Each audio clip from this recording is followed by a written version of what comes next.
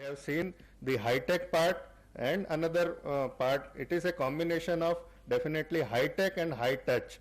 Both, if you do properly, the CRM will be successful in your organization. And if you want to take back some high-touch points, what you want to implement in your organization, and if you have time and if you have patience, we will do that after the end of this session. The resource person is none other than our own president of TiE Nagpur, very young and dynamic businessman, handling many responsibilities from product to services associated with reputed companies like Cummins also, and he is responsible for introducing many new things in TiE Nagpur. We welcome you, sir, and request you to take to next session. Thanks a lot for that.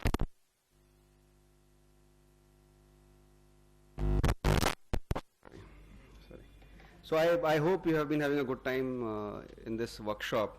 Some of the sessions I'm sure were very good. Shirish just talked about the various tools which are there to implement CRM in your companies. I would be focusing on measuring customer satisfaction, the metrics part.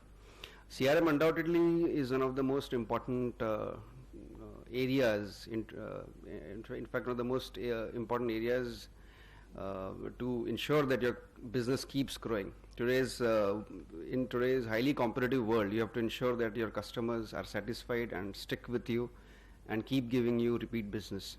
So just an overview of what are the latest techniques to measure the customer satisfaction. To start with, how would you define a successful organization? I've listed a couple of points here, but I may have missed out on some, if any inputs. What defines a great company or a very successful company? Is it just the revenue, the year-on-year business growth?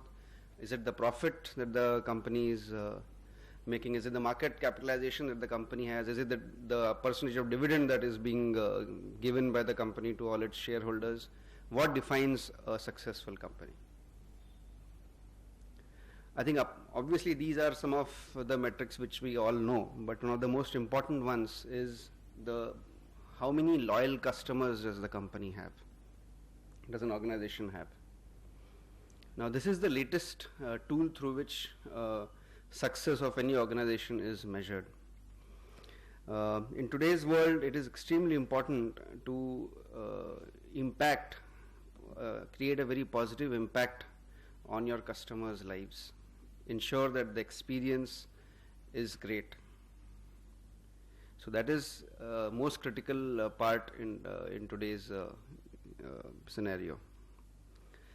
Undoubtedly, profits are extremely important for sustained growth. Here I have listed two kinds of profits. There are good ones and bad profits. So good profits are those which are earned by satisfying customers, by delighting customers, and bad profits are those as in by which a company earns by shortchanging customers. You could have a great product, you may have a great market share, but if you price the product in such a way that the customer feels cheated, you may have earned your profit in that particular business year, but you may not have earned a loyal customer. So can I have some examples? Can you throw some examples from your experiences of any product example or a service example that you could probably share with us? This is an interactive session. I'm not going to lecture or anything. I've just listed down a few things which are, I think, relevant to today's topic. I'm sure most of you are running your own businesses. You would have some examples to share. Yeah, I have to share something. Yeah. Last year it happened that my Thailand shipment went to Taiwan and my Taiwan shipment went to Thailand. The problem faced that we found was DHL problem, not our problem. But within 4 days we made those centers again and shipped them free of cost. And those customers are, we immediately acted on that because it was the fault of DHL to swap the destination. But those customers were in need urgently. So without asking any extra money or DHL was not cooperating, we again shipped, we again produced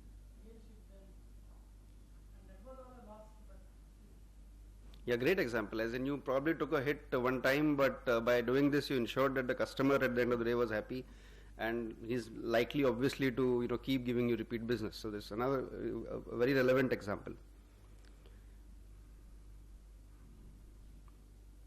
Any other? I'm sure there would be lots of examples of bad profits. One classic example is the roaming charges which the cell phone companies charge you. As in, they are not very transparent with it, and at the end of the day, when you get the bill, you see a huge figure. Or if you have traveled recently, with excess baggage, the kind of charges these airlines, all airline companies, the excess baggage charges are phenomenal. At times they are even more than your base fare. So these are profits which they add to the bottom line of the company, but at the end of the day, you don't have any happy customers. In the 80s, customer satisfaction index was very popular. Most companies would measure their CSI, and for that, obviously, they would have various processes to do it. Then we moved on to the Japanese TQM, total quality management culture, and customer delight was what was talked about or measured. But now the latest tool which all the leading corporations use to measure customer satisfaction is NPS. NPS is Net Promoter Score of the organization, and it is directly linked with creating wow moments for their customers. So it is not just about satisfaction or delight, but it is about creating a wow. Any examples of recent experiences which you may have had? I could share a few of them.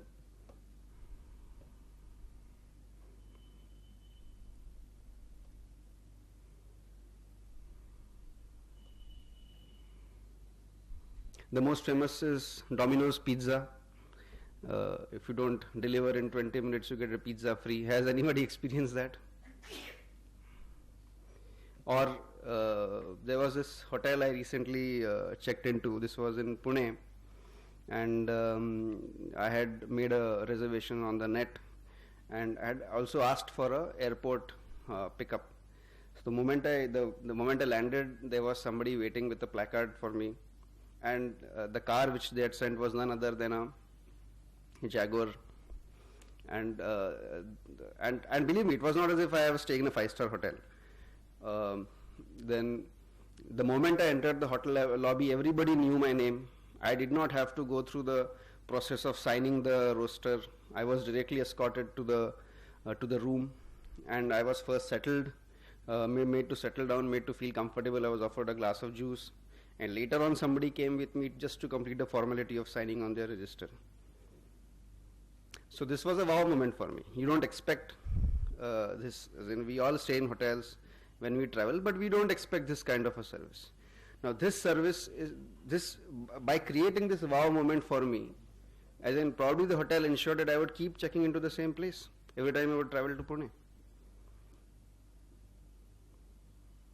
Right? So we all have to look at creating such moments for our own customers, as in whatever the industry, whatever the product, whatever the service, but I'm sure there are lots of ways of creating such moments. Now, how do you measure customer happiness? I have not written satisfaction. How do you measure customer happiness? Typically, if you go to a restaurant and after your meal, you are given a questionnaire to fill, that boring questionnaire which you try to avoid. That's the best way of maybe capturing customer feedback. Or then you have these telecallers who call you routinely and try to get a feedback on the product or the service. Or there are market research firms who do lots of research and give you a report that Now, one classic example, if you JD Power Research, a big consulting company, rated GM as the General Motors as the best car manufacturer in the US, and the next year the company went bankrupt. So there is no way of correlating success or growth of organization with the kind of options that were available for measuring customer satisfaction. So how does one measure? And obviously it has to be by customer interaction, by asking customers questions. But then what is that right question that one needs to ask the customer? This is that ultimate question that one needs to ask. Ki based on your recent experience with us, how likely are you to recommend us to others? One simple question. You don't have to ask 10 different questions, but just one simple question. How likely are you, on a scale of 1 to 10, how likely are you to recommend us to others? Now this is the ultimate question, and I haven't framed this question, so please don't credit me with this. This is a concept which Fred Reichheld has come out with. He is credited with creating this concept of NPS, and most successful or most leading companies of the world today have already adopted this. So Net Promoter Score is a measure of customer loyalty. It basically classifies customers as promoters or passives or detractors. And NPS, according to this author, and I also am a firm believer in this, directly links the quality of your product and service to the customer relationship that you have and the growth of your company. So this is the question: how likely are you to recommend? And this is the scale, likelihood to recommend, that is from a scale of 0 to 10. And if a customer rates 9 and 10, only then he is considered as a promoter. And if a customer rates you between 6 to 9, he is considered passive. And if he rates you between 0 to 6, that customer is considered as a detractor. Now what are these promoters, passive customers and detractors? So this is a relationship. A passive customer, I would say, is a satisfied customer because he is giving you a rating of 7 and 8, which in fact most customers are conservative when they hand out ratings. And 7 and 8 are considered, anyone would say it's 70%, 80% is a good score. But passive customers are those who are fence sitters. They are satisfied today, but tomorrow if you come out with a better product and service, they'll migrate. They are happy right now, but then there's no guarantee that they'll continue using your product and service. Detractors obviously are those who are extremely dissatisfied with your company, and they are the ones who can damage the reputation of your organization. A single customer has the power to really impact your business, to reduce the market share of your business. And especially with the kind of tools available today, social networking tools, this Facebook and stuff like that, the word just spreads. Same example, I think there were a lot of messages floating about how one person was cheated by rental club, and they had to change their name. Right. Yeah, so even one dissatisfied customer has the power to spread the word around. And obviously if you have your closest friend tell you, yaar ye shop mein mat jana, ya don't buy this computer, don't buy this cell phone, or don't go to this restaurant, you are going to listen to him. It's not as if you won't. So it has a huge impact, and I'm sure if you start measuring this impact, you will come to know that it does hit your top line as well as your bottom line. Another example, a hotel example, this hotel which I had made a reservation and I reached,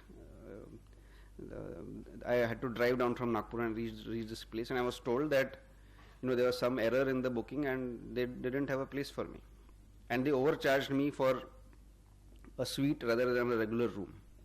So I was maybe compelled to stay because I had nowhere else to go.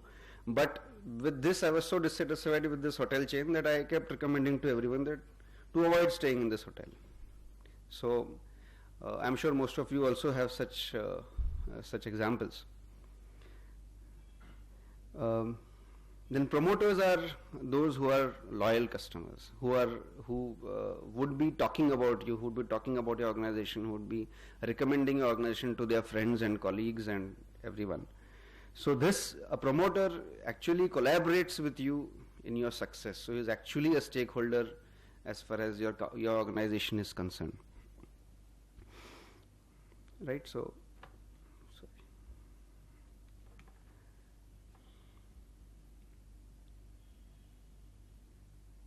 this is just an illustration of what NPS actually is. NPS, your total number of promoters, if you were take a dipstick survey of your customers, say you interview 100 customers, and out of 100 customers, if 60 are promoters and 40 are detractors, then your net promoter score is only 20. Because your promoters are adding to your business, but your detractors are telling others to stay away from your organization, so they are causing a drain to your business. So that's why the net promoter score has to be measured. It's not just the number of promoters, but also the number of customers who are giving you, rating you between 0 and 6. Now these are the actual questions. Again, I am not, these are, if you could consult the book, and you could